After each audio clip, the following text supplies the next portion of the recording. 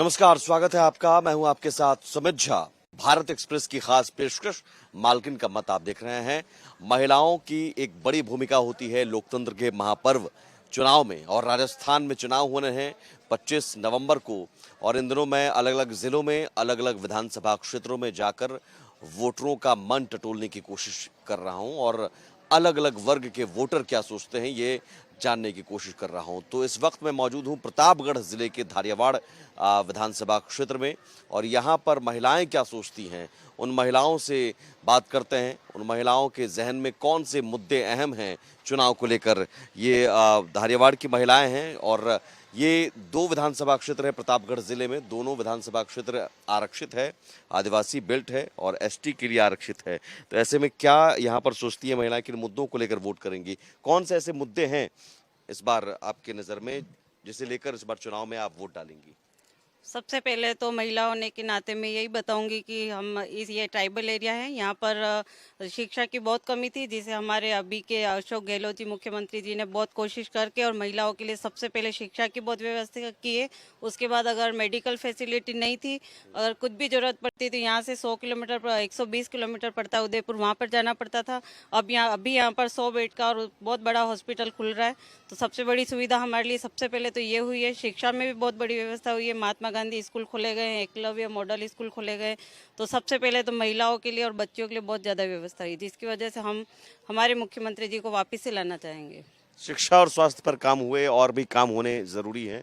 महिलाओं के नजरिए से यहाँ पर और क्या मुद्दे हैं? बहुत सारी चीज़ें हैं जिसमें सबसे आगे अग्रणी ज्योति मैडम और दिव्या मैडम कर रहे हैं बहुत सारी चीज़ें, और ऐसी बहुत चीज़ें हैं जो आगे होनी चाहिए, और गवर्नमेंट अगर ये आएगी तो बहुत सी हो सकती है। यही सरकार दोबारा आनी चाहिए। हाँ, आनी चाहिए। महिला सुरक्षा भी एक बड़ा मुद्दा है क्या राजस्थान में? आप सुरक्षित महसूस करती हैं जब आप जाती हैं तो, बाहर निकलती हैं तो? जी। क्योंकि राजस्थान में बीजेपी आरोप लगा रही है महिला अपराध के मामले में नंबर 1 है।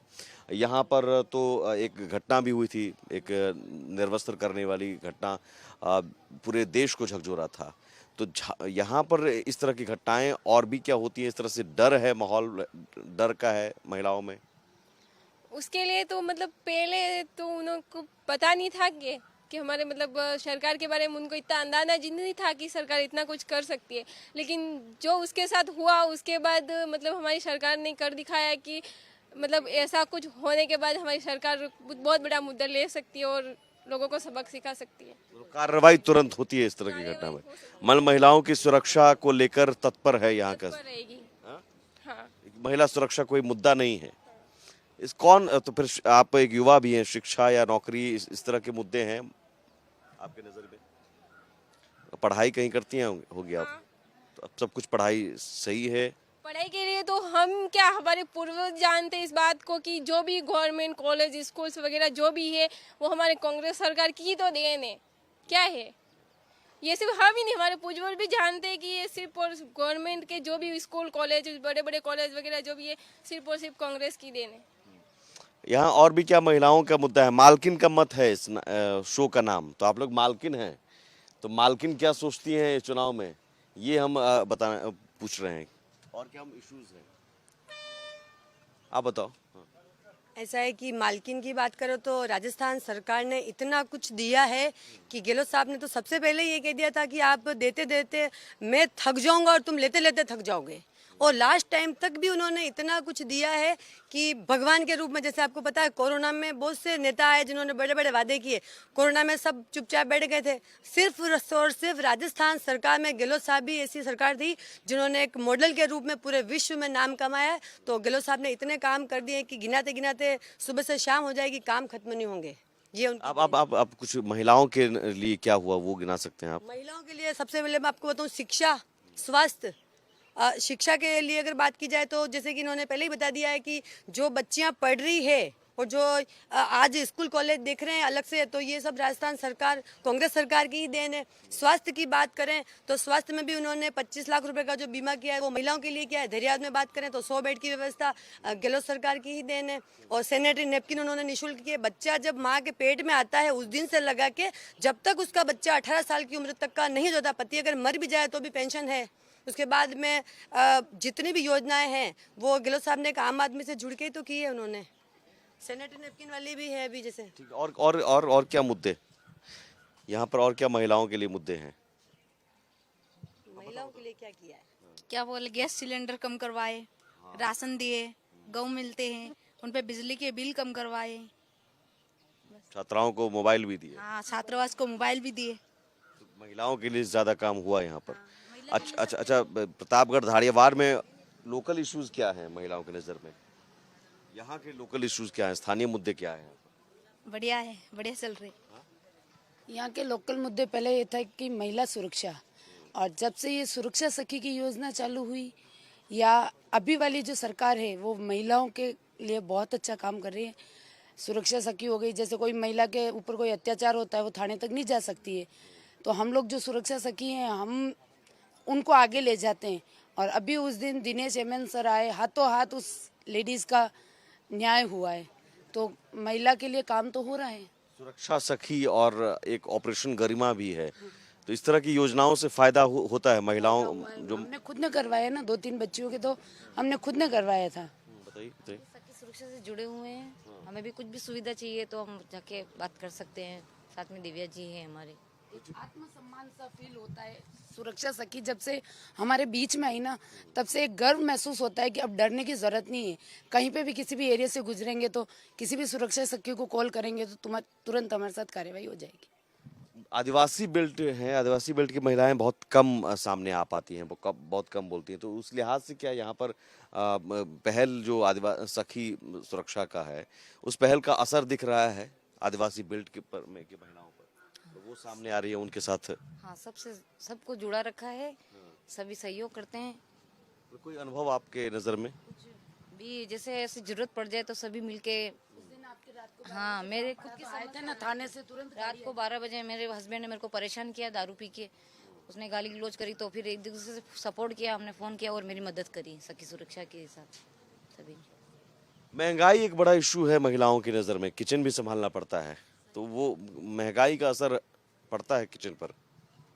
सर पड़ता तो है, गैस सिलेंडर भी बहुत कम हो चुका है, इसकी पैसे बहुत कम कर दिए उन्होंने, सरकार ने बहुत कुछ किया है, पढ़ाई से लगा के घर की गृहस्थी से लगा के सब चीज़ों में सरकार ने बहुत मदद करी और पैसे हर चीज़ों में कम करे उन्होंने।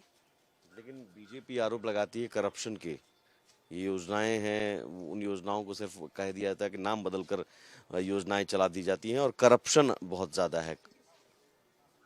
करप्शन है क्या? नहीं सर, करप्शन तो इतना नहीं है। राशन मिलता है समय पर, राशन की क्वालिटी अच्छी होती है, सरकारी राशन बता दो। हाँ, सरकारी राशन मिलता है। तो वो उसकी क्वालिटी, आरोप लगाते हैं बीजेपी वाले की क्वालिटी खराब होती है। खराब होती है। नहीं, चीज़ें तो सब सही आती है सर, बिल्कुल कोई खराबी नहीं है, सब चीज़ों में सही। महीने महीने राशन मिलते हैं, देते हैं, खा रहे, सब दे रहे, सब अच्छा है। यहाँ पे हर महीने आ रहे, हर महीने दे रहे, बीजेपी आ रही भी नहीं लगा रही, सही है, दे रहे, महीने महीने खा रहे पी रहे राशन। अच्छा, यहाँ अच्छा, एक महिला आरक्षण बिल भी एक मुद्दा है। बीजेपी ने, ये बीजेपी कह रही है कि भाई महिला आरक्षण बिल हम लेकर आए हैं और महिलाओं के बारे में हम सोचते हैं। क्या कहिए, महिला आरक्षण बिल बीजेपी लाई है और बीजेपी का ये दावा है कि महिलाओं के बारे में हम ही सोचते हैं। महिला आरक्षण बिल से फायदा होगा महिलाओं का?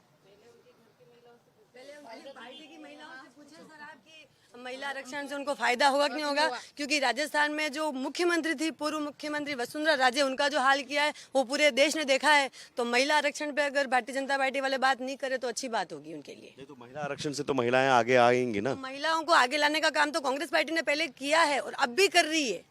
बीजेपी खाली वादे कर सकती है, महिलाओं के लिए काम नहीं कर सकती। अगर काम करती तो मणिपुर जैसे मुद्दे पे बोलने चले जाते, वो वहाँ पे कोई अच्छा सा कानून बना के और उनके पक्ष में कर देते, पूरे भारत की महिलाओं के पक्ष में कर सकते थे, मगर उस मुद्दे पे उन्होंने बात करना उचित नहीं समझा। इससे बड़ी शर्म की बात क्या होगी बीजेपी वालों के लिए? महिला सशक्तिकरण की बात करते हैं तो बीजेपी तो बोलती है ना 5-5 लाख महिलाओं के खाते में आएंगे, 10-10 लाख आएंगे, 10 लाख छोड़ के 1 लाख के छोड़ के 1000 भी नहीं आया, 500 भी नहीं आए।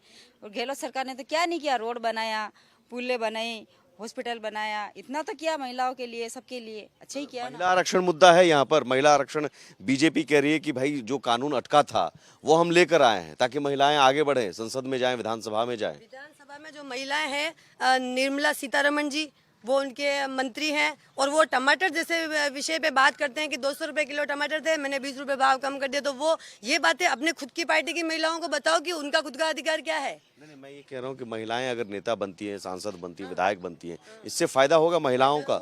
हाँ? और वो बीजेपी के कहने से नहीं होगा, वो कांग्रेस के कहने से होगा। वो तो हर पार्टी महिलाओं को टिकट देगी। आरक्षण बिल आएगा तो महिलाएं आगे आएगी तो वो महिलाओं की प्रॉब्लम ज्यादा समझ पाएगी। पुरुष प्रधान देश है ये तो मानना है, पर महिला अगर आगे आएगी तो हर घर की महिला की एक समस्या होती है, वो लेडीज समझ पाएगी। तो इस लिहाज से तब तो वसुंधरा जी यहाँ पर सीएम थी, एक महिला सीएम थी। उन्होंने क्या किया महिलाओं के लिए? राज्य में तो महिलाएं और ज्यादा। किसी पार्टी के बारे में बात नहीं करूं, पर अगर वसुंधरा जी थी तब उन्होंने कितना काम किया महिलाओं के लिए? नहीं किया। उस समय भी महिलाओं के साथ जो अत्याचार हो रहे थे। और सुरक्षा सखी तो अभी की देन है, सुरक्षा सखी तो अभी कांग्रेस पार्टी आई है उसके बाद की देन है। हम तो फिर कैसे माना जाए? महिलाएं जब महिला सीएम होने पर भी आप कह रहे हैं महिलाओं के लिए काम नहीं हुआ, तो महिला नेता बनी चुनी जाएंगी तो आम औरत होगी, अगर वो चुन के आगे आएगी, वो एक राजघराने की महिला है, तो उनको छोटे जो फर्स्ट सीढ़ी जो चढ़ते ना, वो फर्स्ट सीढ़ी की महिला को पता होता है कि महिलाओं की क्या प्रॉब्लम है। महिला नेता चुने जाने से फायदा नहीं होगा महिलाओं को? जरूर होगा, लेकिन वो महिला भी तो ऐसी होनी चाहिए जैसे पहले थी, माना थी पद पे, लेकिन कुछ कर तो नहीं पाए। आप जहाँ तक यहाँ पर महिला सुरक्षा की बात कर रहे हैं, अभी जो यहाँ पर पहाड़ा में घटना हुई सब जानते ही हैं। तुरंत मुख्यमंत्री जी आए, उन्होंने एक्शन लिया, गवर्नमेंट जॉब दिलाया और 10 लाख उसको आर्थिक सहायता भी दी। ये है, अभी महिला थाना खोला है यहाँ पर, जिससे आज पहले ऐसा था कि पुलिस थाने के बाहर तक जाने के लिए लेडीज तैयार नहीं थी, और अभी तो महिला सुरक्षा में ही पहले तो उनके मामले निपटा दिए जाते हैं, उसके बाद में वो आगे जाती है। तो हमारी सरकार ने तो बहुत काम किए, और सबसे पहले तो बीजेपी वाले अपनी घर के महिलाओं से पूछे कि उनको पढ़ने का हक, शिक्षा का और मतदान का अधिकार कौन सी पार्टी ने दिलाया। अगर कांग्रेस नहीं होती तो आज भी वो अपने घर के अंदर ही बैठी होती। जातीय जनगणना भी एक बड़ा इशू है महिलाओं के बीच में, ये है कि ये इस कास्ट की, वो उस कास्ट की। जातीय कास्ट सेंसस अशोक गहलोत साहब कह रहे हैं कि जातीय जनगणना करवाएंगे, जरूरी है क्या? जरूरी आपके मामले में हो गया है, आज के समाज में जरूरी हो गया है। जब भी अगर जातीय जनगणना होगी तो कहीं न कहीं हमारे फायदे के लिए है। ये भी क्या फायदा होगा इससे? होगा फायदा। तो अब तक क्यों नहीं करवाया गया जातीय जनगणना? अब चुनाव नहीं, अभी घोषणा जो की गई चुनाव से पहले, इससे पहले ही आपको 5 साल तक था, 5 साल तक क्यों नहीं करवाया? चुनाव से पहले आपको लग रहा है चुनावी घोषणा है?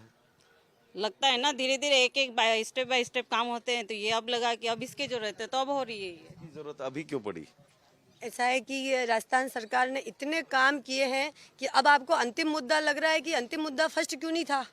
जब फर्स्ट था, जैसे 100 काम उन्होंने करवाए, उनके बारे में आप बात नहीं कर रहे हो। आप कह रहे हो कि जातीय जनगणना। आपको मैं पूछ रहा हूँ, एक महिला जातीय जनगणना के बारे में क्या सोचती है? महिलाएं हर महिला के जो मूलभूत कार्य है, महिला उनके बारे में ही सोचती है। आप प्रश्न ऐसा पूछ रहे हो कि महिलाओं को उनके खुद के अधिकारों के बारे में पता नहीं, रसोई कैसे चलानी वो उसका सोचेगी कि वो जातीय जनगणना के बारे में सोचेगी? वो शिक्षा के बारे में सोचेगी, स्वास्थ्य के बारे में, जो मूलभूत जरूरत है महिला की, वो सरकार वही कह रहा हूँ कि सियासत क्या जातियों के इर्द गिर्द बांटने की कोशिश होती है? ये चीज तो गहलोत साहब हमसे बेहतर जानते हैं कि महिलाओं को किसमें फायदा ज्यादा है या जातियों को किसमें ज्यादा फायदा, तो वो उनके हिसाब से काम करेंगे। ठीक है। महिलाएं किचन से बाहर निकलकर वोट डालने जाती हैं अपनी मर्जी से, या फिर अभी भी, अब जैसे महिला आरक्षण पर बहस हुई, तो नेता तो बाद में बनेंगे, लेकिन पहले तो परिवार में वो अपनी मर्जी से तो वोट डाल लें, क्या ऐसा है क्या? मर्जी से डालती है महिलाएं तो वोट। वोट तो अपनी मर्जी से डालेंगे, पकड़ के थोड़ी ना जाएंगे। में होता है कि भाई परिवार के मुखिया तय करते हैं कि इसको वोट देना है, इस पार्टी को देना है। क्या आदिवासी बेल्ट की महिलाओं में क्या ऐसा है कि अपनी मर्जी से वोट? नहीं सर, ऐसा नहीं है, ऐसा कहते ही नहीं है। हर एक महिला, आजकल आदिवासी महिला, आदिवासी नाम से रह गए हैं, वो खुद पढ़े लिखे हमसे ज्यादा है, और आज जातीय जागरूकता है। और सर, जातीय जनगणना क्यों कर रहे हो आप तो किसी को भी सर्विस भी देनी है तो उसके नॉलेज के हिसाब से दो ना। आज जनरल तो भूखा मर रहा है, और रिजर्व कोटे की वजह से जो जॉब में है, एक परिवार के 10-10 सदस्य है, और जो यही तो सवाल है कि गहलोत साहब घोषणा कर रहे हैं जातीय जनगणना हम करवाएंगे इस बार जीत गए तो वही मैं पूछ रहा हूँ कि महिलाएं क्या सोच रही हैं, ये जातीय जनगणना होनी चाहिए या नहीं होनी चाहिए? जातीय जनगणना होनी चाहिए, कोई बात नहीं, पर उस लेवल पे कि पहले ये भी देखना चाहिए उस घर में कितने सदस्य गवर्नमेंट जॉब में है, उसके बाद दूसरों को भी मौका दिया जाए। आरक्षण पे फिर से सोचना चाहिए, आरक्षण खत्म करना चाहिए। क्योंकि आरक्षण खत्म आरक्षण करना की चाहिए। वजह से- जी हाँ, आरक्षण खत्म करना चाहिए, मगर ऐसा नहीं है कि गरीब व्यक्ति हर जाति में होता है, किसी पर्टिकुलर 5-10 जातियों में नहीं होता है। मगर आरक्षण के बारे में अब सरकार को सोचने की जरूरत है। घर में अब एक महिला है तो अपने बच्चों के रोजगार के बारे में भी आप लोग सोचेंगे ना, तो रोजगार मिलने में एक बड़ी बाधा आप मानते हैं कि आप बिल्कुल सर, मैं 5 साल से टीचर ट्रेनिंग करके बैठी हुई हूँ। मैं 5 साल से एग्जाम देती हूँ, हर बार 1-2 नंबर से रह जाते। क्यों? हम जनरल है इसलिए। जनरल के लिए 60% और लोकल के लिए 45%। सबसे पहले तो कोई से भी सरकार आए, जातीय समीकरण को भी खत्म करे, आरक्षण को खत्म करे, सबको एक साथ ले। गहलोत साहब ने बहुत सुविधा की है महिलाओं के लिए। हॉस्पिटल बनवाया, घाट बनवाए, हॉस्पिटल बनवाया, ये पुल बनवाया, बहुत सारी सुविधाएं दी, लेकिन एक बड़ा इशू जो आरक्षण को लेकर महिलाएं कह रहे हैं कि कांग्रेस और बीजेपी, हाँ बताइए। जहाँ तक आरक्षण की बात है, ये किसी गरीब और अमीर के लिए नहीं था। जो कास्ट नीचे रह गई थी, जो जिनको एक समानता की एक धारा में नहीं ला पा रहे थे, ये आरक्षण उसके लिए था, न कि अमीर गरीब सर्विस ये सब नहीं था। जो एक तबका जो कह रहे हैं कि अब खत्म करना चाहिए। नहीं खत्म करना चाहिए। आ गई है क्या मुख्य धारा में? वो जातियाँ जो रह गई थी वो आ गई है क्या मुख्य धारा में? कह रहे हैं, सवाल कर रही है, बताइए जवाब। सवाल क्या कर रहे हैं वो, आप बताओ।